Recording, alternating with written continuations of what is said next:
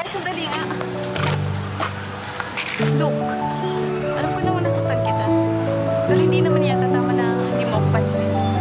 Buong biyahe natin, hindi mo malang ako kinausap. Oo, kasi okay lang. You're a really nice guy, Brian. I really appreciate lahat ng ginagawa mo para sa akin. Pero, hindi pa rin talaga ako handa na pumasok sa isang relasyon. About din sa mga nasabi ko, nabigla lang din naman ako. So kasi, hindi mo man na sinabi na totoo na pala yung biro. Tsaka, ayoko naman na hindi tayo yung papansin. Lalo na kapag kasama natin sila iba. Tsaka, kaibigan pa din naman